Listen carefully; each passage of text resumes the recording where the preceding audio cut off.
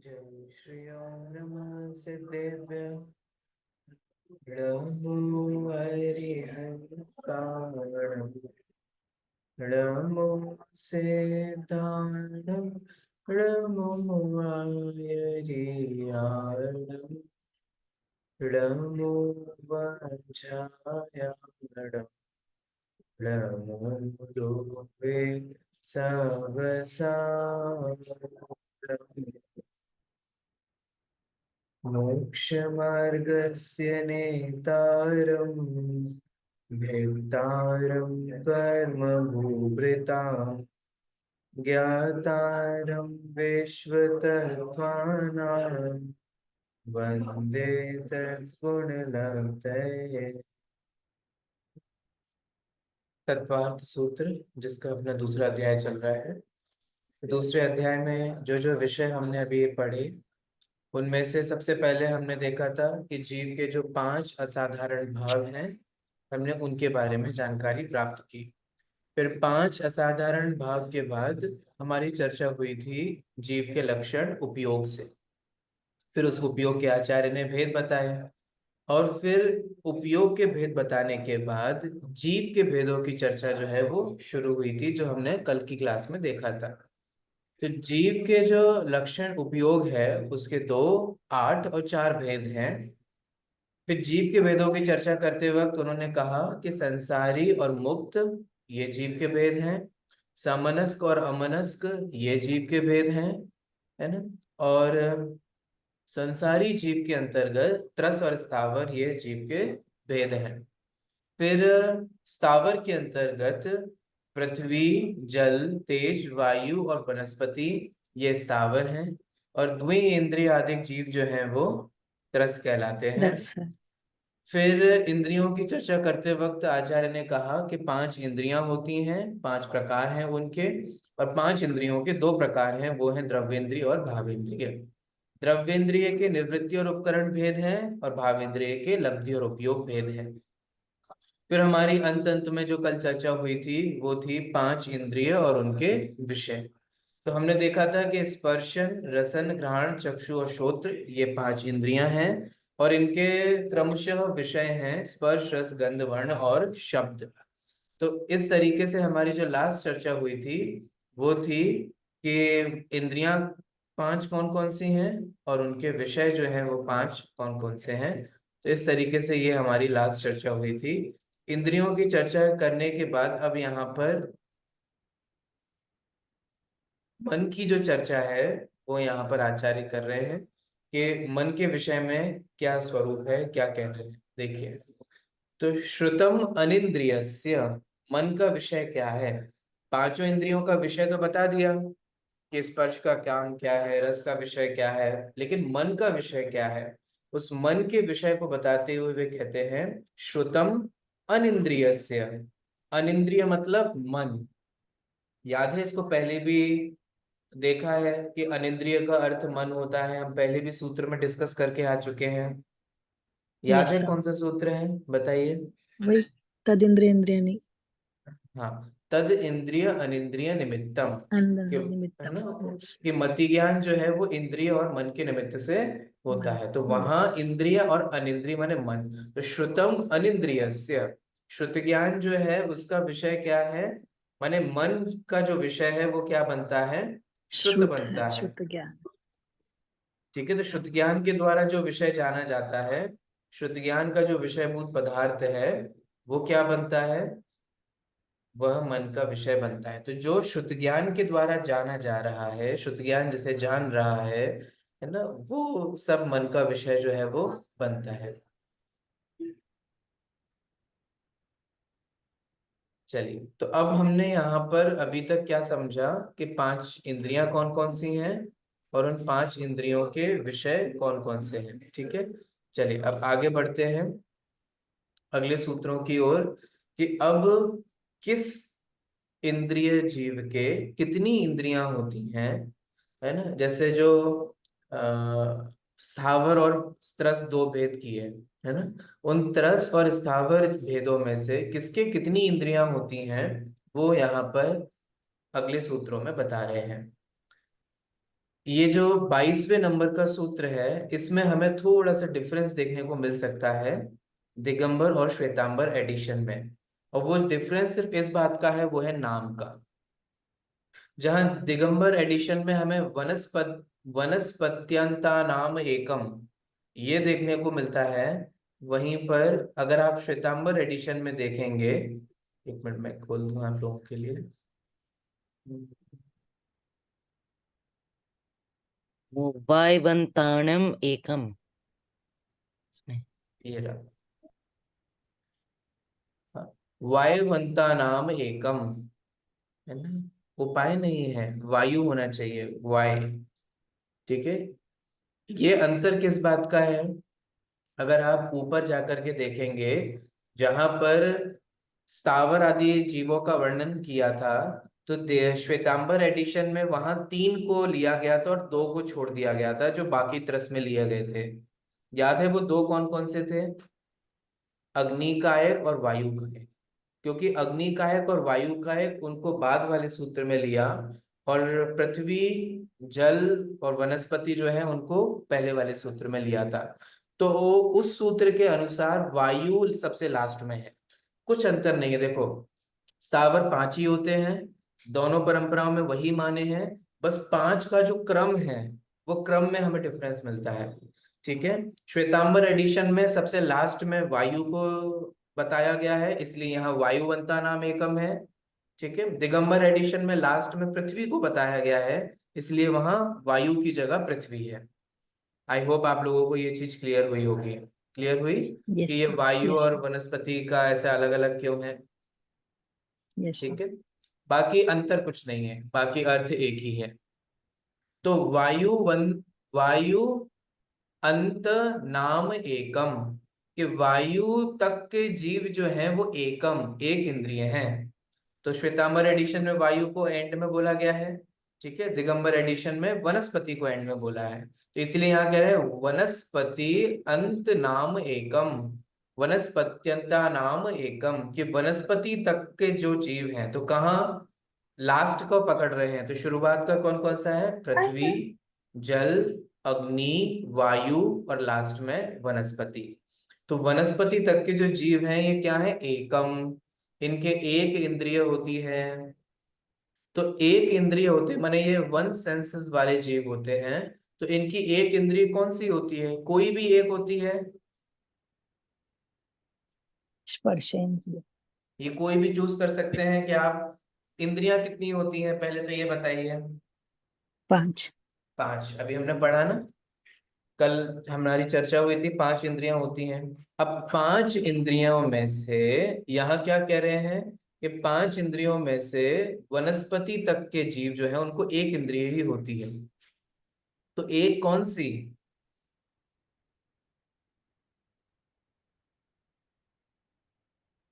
स्पर्शेंद्रिय है ना, बिकॉज खा पी नहीं सकते।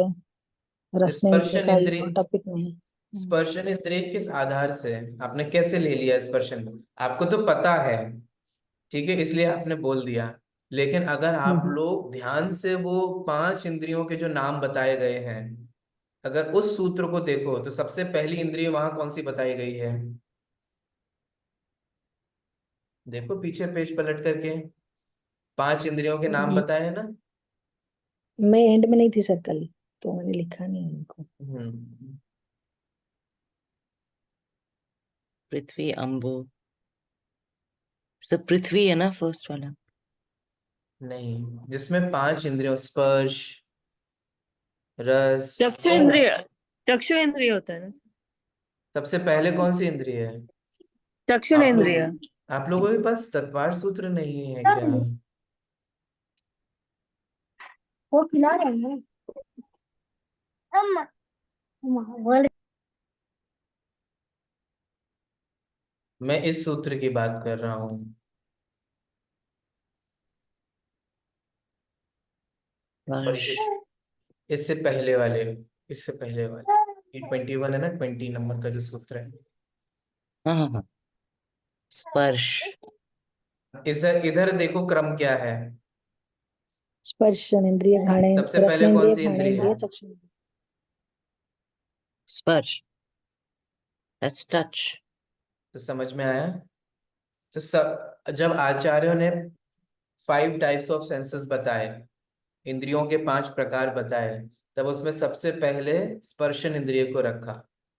तो यहाँ जो स्पर्शन इंद्रिय आदि के बताने का क्रम है, वो उसी क्रम से हमें समझना होगा जहां आगे बता रहे हैं कि किस इंद्रिय वाले जीव के, माने स्थावर और तरस में से किसके कितनी कितनी इंद्रियां होती हैं।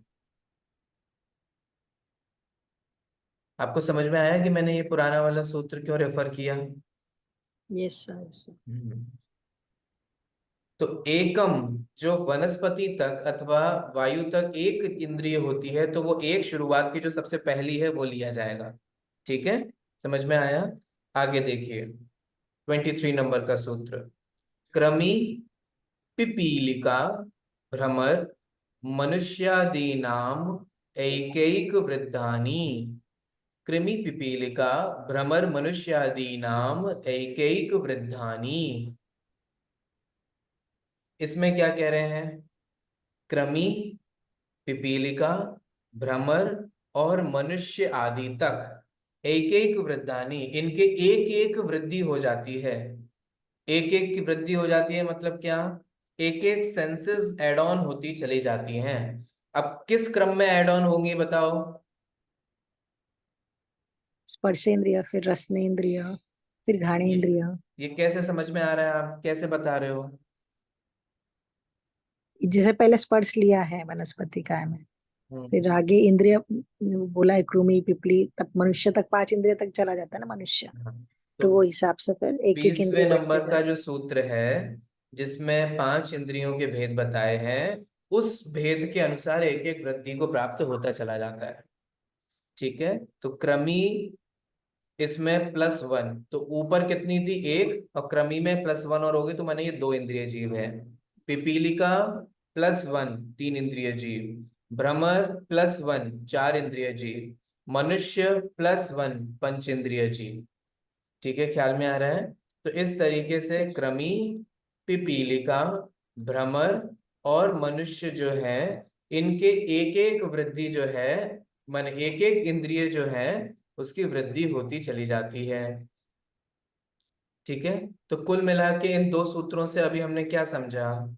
इन 2 सूत्रों से हमने ये समझा कि 5 इंद्रिय होती हैं, और इस दुनिया में जीवों का वर्गीकरण हम उनके इंद्रियों के आधार से भी कर सकते हैं।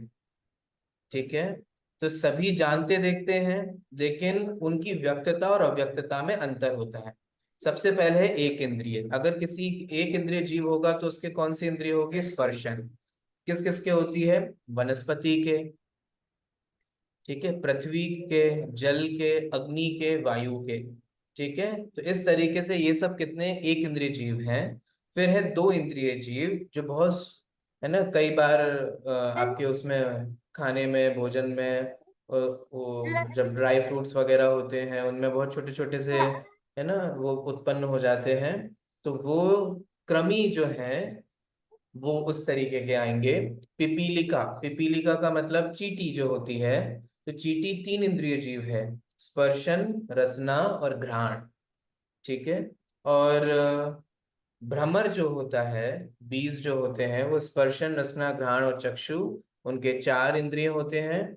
और मनुष्य हैं, तिर्यंच हैं, है ना, इनमें से कितने ही तिर्यंचों के 5 इंद्रिय होते हैं, और 5 इंद्रियों में सारी ही इंद्रियां उनके होती हैं। तो इस तरीके से यहाँ आचार्य ने ये बताया कि कैसे स्थावर और त्रस में इंद्रियों की अपेक्षा भी भेद होता है। स्थाव जितने भी स्थावर हैं वे सब एक इंद्रिय हैं। ठीक है, और फिर त्रस की शुरुआत होती है 2 इंद्रिय से। 2 इंद्रिय से लेकर पंचेंद्रिय तक के जीवों को क्या बोलते हैं? त्रस बोलते हैं। ये हम पढ़ के आ चुके हैं ना। ठीक है, ये पुराना बता रहा हूँ। तो एक एक जब ऐड होती जाती है, तो उसमें से जिस क्रम में सेंसेस बताए हैं उस क्रम में जो है वो ऐड होते चले जाते हैं।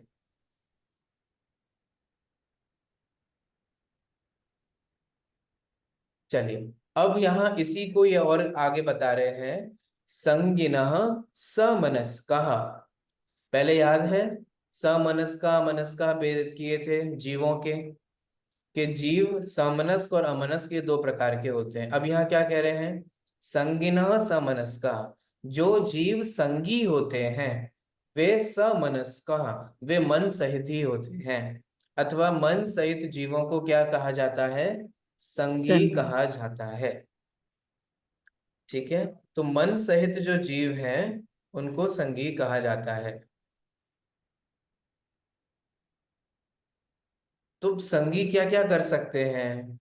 संगी का मतलब क्या क्या होता है? संगी का मतलब होता है जो अपना हित ग्रहण कर सके, अहित का त्याग कर सके, जो अपने हित अहित का निर्णय कर सके। मैं क्यों दुखी हूँ, मेरे दुख का कारण क्या है, मैं कैसे सुखी हो सकता हूँ, मैं सुख के मार्ग में कैसे अग्रसर हो सकता हूँ, वो कहलाते हैं संगी। ठीक है, जो अपनी इच्छा पूर्वक हाथ पैर हलन चलन आदि क्रियाएं कर सकते हैं वे कहलाते हैं संगी। जो उपदेश से शिक्षा ग्रहण कर सकते हो वे कहलाते हैं संगी। है ना, जो कुछ पढ़ सकें, उत्तर दे सकें, कह सकें, वो सब क्या है? वो सब संगी कहलाते हैं। तो इस तरीके से ये सब संगी आदि बने के जो हैं वो काम होते हैं। तो कौन कौन संगी होता है, कौन कौन असंगी होता है? तो संगी असंगी का जब हम वर्गीकरण करेंगे तो सारे ही नारकी पंचेंद्रिय संगी, मनुष्य पंचेंद्रिय संगी, देव पंचेंद्रिय संगी, और त्रियंच में जो है उनमें ये भेद बनता है संगी और असंगी का। तो जो त्रियंच संगी पंचेंद्रिय हैं वो भी इस कैटेगरी में आएंगे। बाकी 1 2 3 4 5 इंद्रिय तक के जीव जो है वे क्या हैं? नियम से असंगी हैं। Sir, can you give an example of Panchendriya Asangi and Tendriya Sangi? क्या 3 इंद्रिय संगी होते हैं? अभी आपने नहीं। उसके आपके चार्ट में था ना सर? नहीं था। पंचेंद्र तिर्यंच पंचेंद्रिय। संगी चलिए, Panchendriya Tiryansh, okay. And Asangi, तो thinking capacity is Sangi, right? अभी हमने आपको थोड़ी देर पहले समझाया संगी क्या होता है। Yes बताइए। sir, आपने बोला था कि जो सोच सकता है सही गलत की पहचान कर सकता है, हम्म करेक्ट? तो जब चींटी अपनी कॉलोनीज बनाते हैं तो सोच कर ही तो बना रहे हैं, हम्म। तो डू यू कॉल देम संगी और असंगी? नहीं, वो संगी नहीं है। हित अहित का विचार करना वो अलग चीज है। हित अहित का विचार करना माने अपने कल्याण का। और जो आहार भय मैथुन और परिग्रह संज्ञा जो है वो चारों प्रकार की संज्ञाएं तो सभी जीवों में है। तो वो जो अपना काम कर रहे हैं असंगी जीव, खाना खाना, डरना, कलेक्ट करना, तैयार करना, वो सब चीजें जो है वो संज्ञाएं हैं। ठीक है, वो अनादिकालीन संस्कार हैं। ठीक है, वो संगी बने का काम नहीं है। संगी का मतलब वो होता है कि जो मिथ्या दर्शन ज्ञान चारित्र का त्याग करके सम्यक दर्शन ज्ञान चारित्र के मार्ग पर अग्रसर हो सकता हो, जो मोक्ष की प्राप्ति कर सकता हो। तो वो नहीं कर सकते, वो नहीं समझ सकते। इसीलिए उपदेश जो दिया जाता है वो संगी जीवों को ही दिया जाता है, असंगियों को नहीं। अंडरस्टूड। अब यहाँ एक प्रश्न है, अब जो हमारा यहाँ पर टॉपिक आगे जा रहा है, अब यहाँ ये चर्चा करने वाले हैं कि आप तो कह रहे हैं कि वे संगी नहीं हैं। ठीक है, 1 इंद्रिय से लेकर तक 5 इंद्रिय तक के जीव ऐसे भी हैं जो संगी नहीं हैं। लेकिन अगर जब ये मरण को प्राप्त होते हैं, जब ये मर जाते हैं, तब एक गति से दूसरी गति में ट्रांसफर होता है कि नहीं होता है? ठीक है, तो जैसे मान लीजिए कि कोई चींटी थी, किसी का जीव चींटी के शरीर में था। ठीक है, वो चींटी की पर्याय में था, तो चींटी के पर्याय को त्याग करके अगर कोई आगे जा रहा है, मानो भ्रमर की पर्याय में जा रहा है, कहीं दूसरी जगह जा रहा है, तो एक दशा को छोड़ करके दूसरी दशा में आत्मा कैसे गमन करती है, आत्मा कैसे जाती है? माने यहाँ एक बहुत अच्छा कॉन्सेप्ट की अब हम चर्चा अब की ओर शिफ्ट कर रहे हैं। माने यहाँ अपन ये चर्चा करने वाले हैं कि जब हम मरते हैं तो मरने के बाद, हम मरते हैं मतलब कोई भी जीव मरता है, मरते से संसारी जीव हैं, तो कोई भी संसारी जीव जब मरण को प्राप्त होता है, ठीक है, तो वो एक गति को छोड़ करके जो दूसरी गति में ट्रेवल करते हैं, वो कैसे करते हैं, वो कैसे होता है ना, वो किस प्रकार से होता है, उसमें कितना टाइम लगता है, वो कितने मोड़े लेकर के जो है वो टर्न लेकर के जाते हैं, कैसे होता है। अब ये कॉन्सेप्ट जो है वो हम समझने वाले हैं, जहां हम ये समझेंगे कि एक गति से दूसरी गति में जो जाने का बीच का समय है, वो कितना टाइम लगता है, कैसे होता है। ठीक है, इसको बोला जाता है विग्रह गति। विग्रह गति के जो अर्थ होते हैं वो अभी हम देखेंगे आगे। सबसे पहले सूत्र देखते हैं। विग्रह गतौ कर्म योग। बहुत सिंपल सा सूत्र है। विग्रह गतौ कर्म योग। विग्रह गतौ माने विग्रह गति में कर्म का योग होता है। कर्म का योग होता है माने कार्माण का योग होता है। इसका क्या मतलब है? देखो, सबसे पहले विग्रह गति किसे कहते हैं?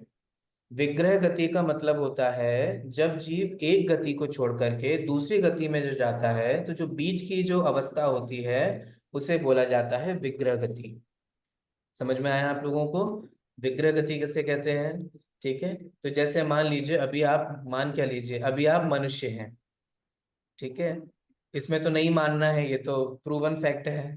तो अभी आप मनुष्य हैं, अब मान लीजिए कि आप मर करके देव जाते हैं। ठीक है, इसमें हम तो मान सकते हैं। तो अगर आप अभी मनुष्य हैं और मनुष्य मर करके देव जाते हैं, तो आप मनुष्य से देव कैसे बनते हैं, वो कैसे जाते हैं? आप हैं अभी यहाँ, अगर आपको देव बनना है तो देव गति के जीव जो हैं, अगर हम सामान्यतः बात करें तो वे ऊपर है, ऊर्ध्व लोक में है। ठीक है, तो अब यहाँ से वहां कैसे जाओगे, कैसे होगा? तो यहाँ से वहां जाते वक्त जो बीच की अवस्था है, कैसी अवस्था, कि आपने मनुष्य गति का त्याग कर दिया है, देव गति की प्राप्ति नहीं हुई है। समझ में आ रहा है? तो मनुष्य गति का त्याग कर दिया, देव गति की प्राप्ति नहीं हुई, बीच की जो अवस्था है इसे क्या बोला जाता है? विग्रह विग्रह गति। गति। और इस विग्रह गति में भले ही हमारे पास अभी ना पुराना मनुष्य शरीर नहीं है, क्योंकि वो तो यहाँ लोग जलाने के लिए तैयार हो जाते हैं, तो उसकी प्रोसेस शुरू हो गई है। ठीक है, और ना अभी हमारे को जो है वो वैक्रिय शरीर मिला है, क्योंकि अभी आप देव नहीं बने हो। ख्याल में आ रहा है? तो ना अभी आपके पास औदारिक शरीर है पुराना वाला, नहीं अभी ताजा ताजा वैक्रियक भी नहीं है आपके पास। तो अभी भले ही आपके पास ना औदारिक शरीर हो, ना का ये वैक्रियक शरीर हो, लेकिन अभी आपके पास बहुत बहुत बहुत बहुत सारे कर्मों का संचय है। इसे बोला जाता है कार्मण शरीर। ठीक है, तो कौन होता है कार्बन शरीर, औदारिक शरीर क्या है, वैक्रिक शरीर क्या है, ये हम आगे पढ़ने वाले हैं इसी अध्याय में, एंड में आने वाला है। ठीक है, तो वहां हम अच्छे से इसकी चर्चा करेंगे। औदारिक का मतलब क्या है, वैक्रिक का मतलब क्या है, तेजस कार्बन ये सब क्या होते हैं, वो हम आगे अभी पढ़ेंगे। तो बेसिक सी बात इतनी सी है, विग्रह गति में कार्माण काय योग होता है, माने विग्रह गति में जो बीच की गति है उसमें जीवों के कर्मों का योग जो है वो होता है। माने उस समय वह जीव कर्मों से सहित है, उसके कर्मों का बंधन हो रहा है। अब मैं आपसे एक प्रश्न करूं, अगर उसके कर्मों से सहित ना हो और उसके कर्मों का बंधन ना हो तो क्या दिक्कत हो? कौन सी गति में जाना प्रॉब्लम हो जाएगी। कौन सी गति में जाना है प्रॉब्लम हो जाएगी, ये तो बात की बात है। ठीक है, लेकिन उस समय क्या प्रॉब्लम हो जाएगी?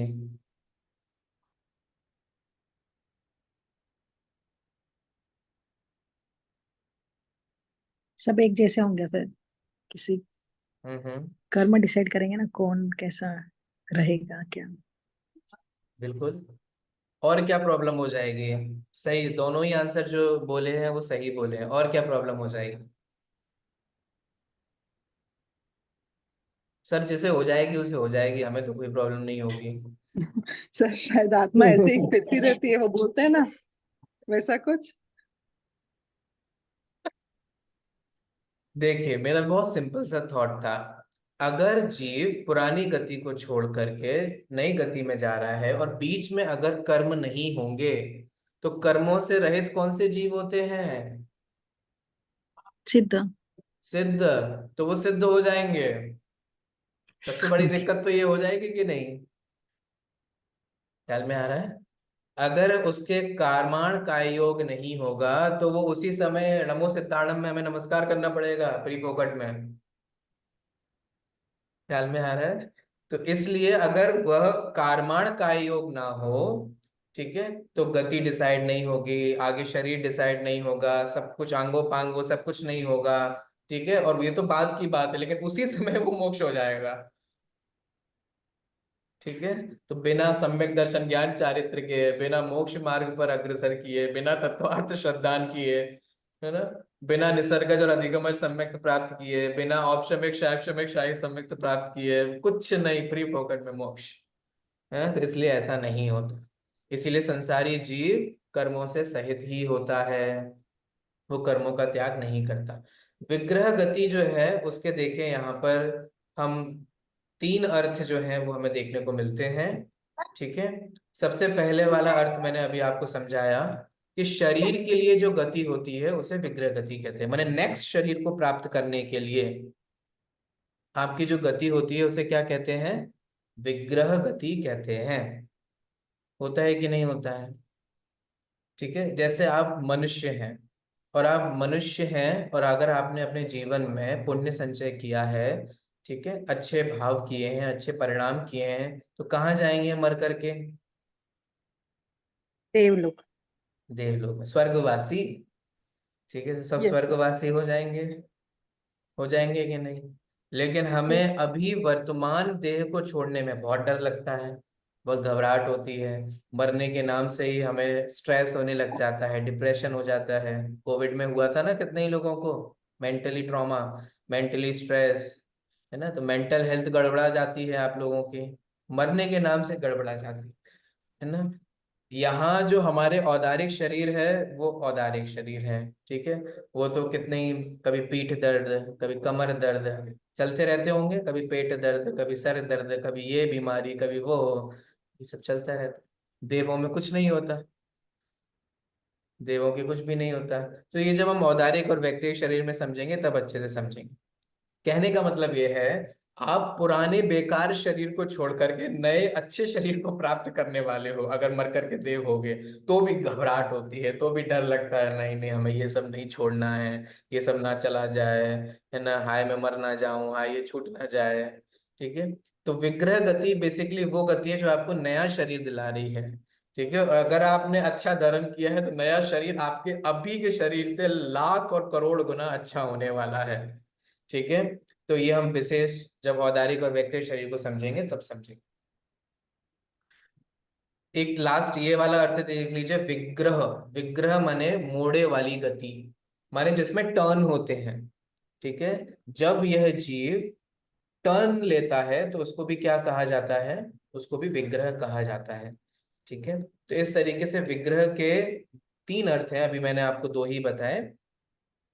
और विग्रह गति में जीवों के कर्मों का योग होता है, कार्माण का योग होता है, वो हमने देखा। अब किस जीव के कैसी गति होती है उसको यहाँ आगे बता रहे हैं कि कैसे गमन करता है, कैसे चलता है। अगर हम मर करके दूसरे गति में जाएंगे तो हम कैसे जाएंगे? ऐसे मटकते हुए जाएंगे, हिलते हुए जाएंगे, ऐसे ऐसे टेढ़े मेढ़े होकर के जाएंगे, कैसे जाएंगे हम? ठीक है, तो उसको देखें, यहाँ बताने वाले हैं कौन जीव कैसे गमन करता है। 26 और 27वें नंबर का सूत्र, अनुश्रेणी गति और अविग्रह जीवस्य। सूत्र बोलने में आ रहे होंगे, ठीक है। ये छोटे छोटे सूत्र हैं तो मैं इनको आपको बुलवा नहीं रहा, क्योंकि अब मैं समझता हूँ आपको प्रैक्टिस हो गई होगी इन छोटे छोटे सूत्रों को एटलीस्ट बोलने की। तो अनुश्रेणी गति अविग्रह जीवस्य।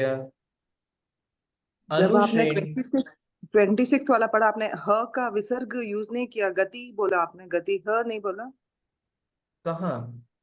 अभी 26 वाला जब आप पढ़ रहे हो, आपने कहा हम्म अनुश्रेणी गति। हम्म जो ह है वो साउंड नहीं आएगा इसमें। आएगा ना, पर इतना नहीं आएगा कि वो हा जैसा लगे, ठीक है। हमारी मीटिंग 10 मिनट में बंद हो जाएगी, ऐसा जूम ने हमें नोटिफिकेशन दिया है, आप लोग ज्वाइन हो जाइएगा। चलिए, अनुश्रेणी गति। तो अनुश्रेणी गति जो है इसमें क्या होगा? अनुश्रेणी ही गति, अनुश्रेणी गति, गति जो जीव की होती है अथवा पुद्गलों की होती है वो श्रेणी के अनु माने अनुसार होती है। बेसिकली क्या कहना चाहे, देखो आप ऐसे समझिए, 6 द्रव्य होते हैं कि नहीं? उन 6 द्रव्यों में से कितने द्रव्य हैं जो गति करते हैं, पहले ये बताइए।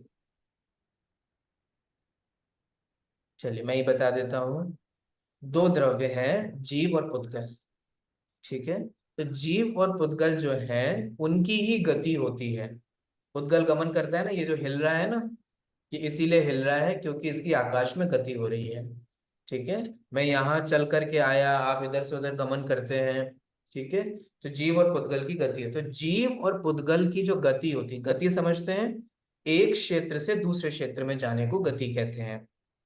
ठीक है, एक जगह से दूसरे जगह जाने को गति कहा जाता है।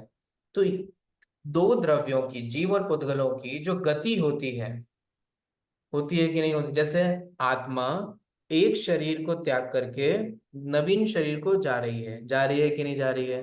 तो पुराना शरीर तो छोड़ दिया, तो सब कुछ छोड़ दिया, क्या कुछ अपने साथ लेके जाते हैं क्या? प्रवचनों में तो सुना होगा, क्या साथ लेकर के जाते हैं बताओ? कर्म। कर्म। जाकर सब जाएंगे कि नहीं जाएंगे? एक भी नहीं छूटेगा, घबराना मत। आप छोड़ना भी चाहोगे ना तो भी नहीं छूटेगा।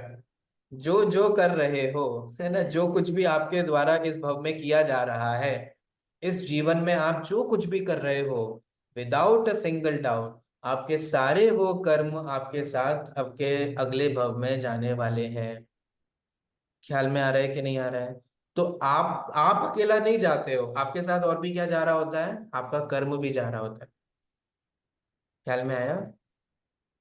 आप किचन से आकर के अभी यहाँ बैठे हो, मैं जस्ट एक हाइपोथेटिकली एग्जांपल दे रहा हूँ, बेडरूम में या क्या लिविंग रूम में आकर के बैठे हो, तो आपने जो किचन में जो कर्म बंधन किए थे वो सब किचन में ही छोड़ करके आ गए, छूट गए, आ गए क्या? आपके तो हाथ में भी नहीं है, लेकिन क्या छूट गए क्या? नहीं, वो बराबर आपके साथ चल रहे हैं, लिविंग रूम तक साथ में आए हैं। ठीक है, ये मत सोचना कि आप यहाँ जो कुछ भी कर रहे हो, अच्छा या बुरा जो भी, वो कहीं छूट जाने वाला है, कोई रह जाने वाला है, वो सब बराबर अगले इस भव में आपके साथ जाने वाला है, अगर इस भव में नहीं होगा तो। ठीक है, तो ये क्या होता है कि जीव के साथ पुद्गल भी अटैच्ड है और वो पुद्गल भी गमन करता है, ये कहना चाह रहा हूँ, ये समझाना चाह रहा हूँ। तो जीव और पुद्गल दोनों गमन कर रहे हैं, ठीक है, उस विग्रह गति में। तो जीव और पुद्गलों के जो गमन होता है वो होता है अनुश्रेणी, श्रेणी के अनुसार। श्रेणी का मतलब होता है आकाश में प्रदेशों की पंक्तियां। इसका मतलब क्या है? इसको ऐसे समझिए, प्रदेश किसे बोलते हैं? प्रदेश बोला जाता है क्षेत्र की सबसे जो छोटी यूनिट है। ठीक है, क्षेत्र को नापा जाता है, जैसे आप देखते हैं ना, इलेक्ट्रिसिटी को नापते हैं, दूध को नापते हैं, कपड़े को नापते हैं लीटर से, मीटर से, वोल्ट से, है ना, इन सब चीजों से, वॉट से, है ना, इन सब चीजों से नापा जाता है ना, यूनिट्स होती हैं। ऐसे ही जैन आचार्यों के द्वारा क्षेत्र की जो सबसे छोटी यूनिट है वो कही जाती है प्रदेश। और ये पूरा आकाश है, चाहे वो लोकाकाश हो चाहे वो अलोकाकाश हो। इस लोकाकाश में असंख्यात प्रदेश हैं। ठीक है, और डिटेल हम 5th चैप्टर में पढ़ेंगे, अभी मैं ज्यादा डिटेल में नहीं जाऊंगा क्योंकि 5th चैप्टर में ये सब आने वाला है। तो इस लोकाकाश में असंख्यात प्रदेश हैं, तो जीव की जो गमन होता है, गति होती है, वो उन प्रदेशों के अनुसार ही होती है, ऐसा यहाँ पर आचार्य ने कहा। फिर देखिए नेक्स्ट सूत्र में क्या कह रहे हैं, अविग्रह जीवस्य। अविग्रह माने माने नहीं, विग्रह माने टर्न, मोड़े, जीवस्य जीव माने जीवों की बिना मोड़े की भी गति होती है। तो किन जीवों की होती है? सिद्ध। सबसे पहले तो नियम से सिद्ध जीवों की जो गमन होता है वो कोई टर्न लेकर के नहीं होता। ठीक है, जैसे आपने देखा होगा सिद्ध शिला जो है, ठीक है, वह सिद्ध शिला में भी, जैसे ईशद प्रागभार पृथ्वी बोलते हैं, है ना, उधर भी जितना 2.5 द्वीप है, उस 2.5 द्वीप से ही मोक्ष मोक्ष और मुक्ति की प्राप्ति होती है। ठीक है, तो सारे जीव जो है वो सीधे ऊर्ध्व गमन करते हैं, सीधे, बिना ऐसे ऐसे इधर उधर कहीं जाए। ऐसे ऐसे तो कोई भी नहीं करता, ठीक है, जैसे सांप की तरह, लेकिन टर्न लेकर के करते हैं ऐसे, है ना। कैसे लेते हैं वो हम आगे पढ़ने वाले हैं। तो लेकिन यहाँ ये कहा जा रहा है, अगर सिद्ध जीव हैं, मुक्त जीव हैं, तो वो कोई भी टर्न नहीं लेंगे। वो जहां है वहीं से सीधे मुक्ति की प्राप्ति करेंगे और सर्वोच्च में विराजमान हो जाएंगे। ठीक है। कई संसारी जीव भी ऐसे होते हैं जो अविग्रह वाले होते हैं, माने जो मोड़े नहीं लेते, ठीक है, जो टर्न नहीं लेते, ऐसे भी संसारी जीव होते हैं। तो क्या सर मोड़े turn, turn turn turn turn,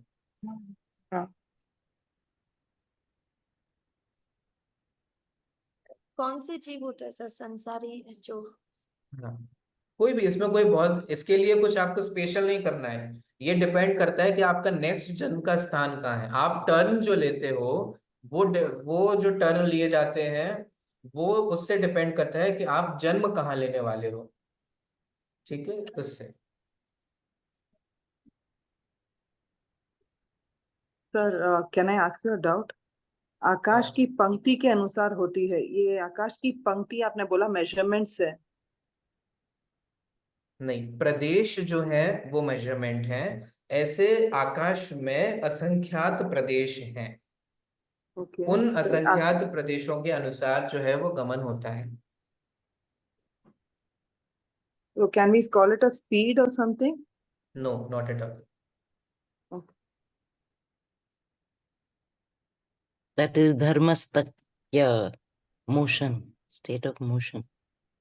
हाँ, वो तो धर्म द्रव्य जो है वो निमित्त बनता है, मीडियम ऑफ मोशन और मीडियम ऑफ रेस्ट अधर्म द्रव्य। तो वो भी जो है वो इंस्ट्रूमेंटल कॉज है।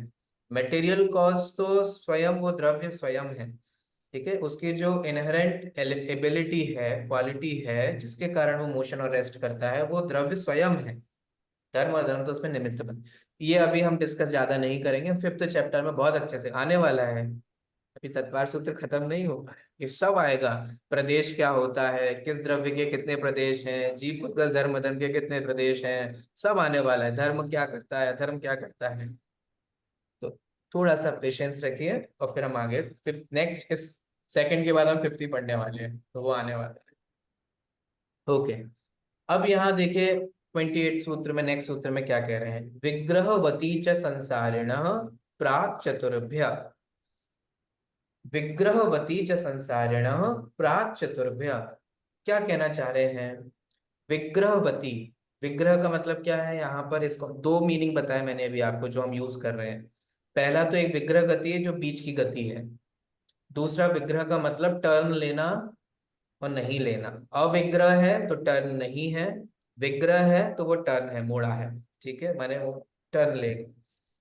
चल, तो विग्रहवती, जहां विग्रह होता है, मतलब जहां टर्न होते हैं, किसके होते हैं, च संसारिण, संसारी जीवों के, माने संसारी जीव विद और विदाउट टर्न भी जो है वो जाते हैं।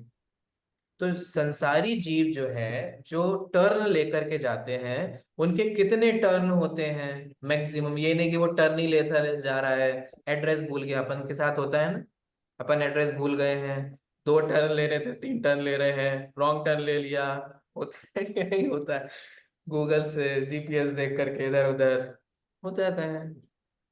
तो कहीं ऐसा तो नहीं हो रहा है कि वो बेचारा जीव घुमा घूम लगा है, वो उसको मिल ही नहीं पा रही है, उसकी डेस्टिनेशन किधर है। तो ऐसा देखिए यहाँ क्या क्या है, बहुत अच्छा कॉन्सेप्ट है, इससे आपकी बहुत सारी भ्रांतियां निकलेंगी जो मैं भी आपको बताऊंगा।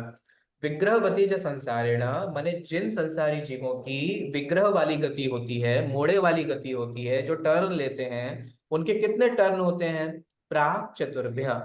प्राक मतलब पहले और चतुर्भ्य मतलब 4, माने उनके 4 से पहले।